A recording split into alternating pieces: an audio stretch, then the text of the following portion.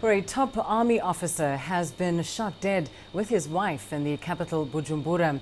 Brigadier General Athanase Kararuza was ambushed by gunmen as he dropped his daughter at school. He was a senior security advisor to the Vice President Gaston Sindimwo, and it is just the latest in a series of attacks in the city. Over the weekend, Burundi's human rights minister and his wife were wounded in a grenade blast as they left church. Burundi on Tuesday marks a year since President Pierre Nkurunziza declared he'd seek a third term. More than 500 people have been killed in political violence since then, and hundreds of thousands have fled. The International Criminal Court says it will be investigating those killings. My office has reviewed communications and reports about killings, imprisonment, torture, rape, and other forms of sexual violence, as well as cases of enforced disappearances. Because all these acts appear to fall within the jurisdiction of the ICC, I have decided to open a preliminary examination into the situation in Burundi since April of 2015. Now let's go live to the capital, Bujumbura, where CCTV's Jane Keo is standing by with more information. Jane, just to recap what we covered at the top of the bulletin, there's a particular cruelty, it seems, in these latest attacks. A man and his wife, we know, of course, a top army officer, shot dead right in front of his child's school. What more can you tell us about these latest attacks?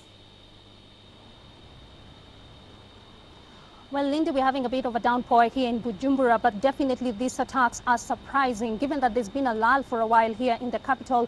But it certainly shows that the situation here in Burundi still remains very delicate. Now, what we are hearing, as you have said, is General Kararuza was shot dead by armed gunmen as he dropped off his daughter at a school here in the capital. He was with his wife, who was also shot dead. Now, what we are being told is that the daughter survived sustained injuries. To what extent is still unclear. Now, definitely this is worrying, not just because Kararuza was an advisor to the current vice president, but also he was a former deputy commander of the UN peacekeeping mission in the Central African Republics, that's MINUSCA. But he was also an ardent supporter of Pierre Nkurunziza. That's what we are being told by our sources. And so was the human rights minister, who sustained injuries in a grenade attack yesterday as he left church with his wife. So the question many people here are asking is exactly who is behind these attacks. But of course, no one has claimed responsibility, Lindy, and there's still a lot of finger pointing going on around. Some will tell you that,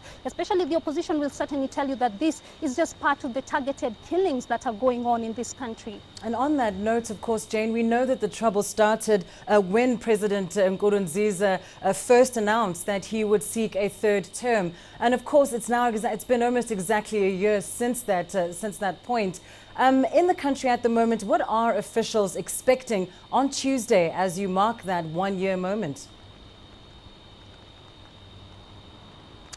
Well, Lindy, I can tell you at the moment we can certainly talk about a lot of uncertainty. There is a lot of uncertainty here in the capital and from what we are hearing around the country, especially with these latest attacks, plus that report by the International Criminal Court that it will be opening preliminary investigations into the crimes that have been going on here over the last 1 year. Now, of course, Chief Prosecutor Fatou Bensouda says that she's seen evidence of torture, rape, and forced detention. We are also talking about 250,000 people who have fled to neighboring countries seeking refuge, plus about 400 people who have been killed. Now, of course, Lindy, this does not warrant a direct or official investigation by the ICC, but it could determine if the ICC could actually open official investigations into the crimes that have been committed here over the last 1 year. Now, government officials have not reacted to this report, or at least we've not heard from them. Lindy? We'll have to leave it there. Jane Keo, live for us there in Bujumbura.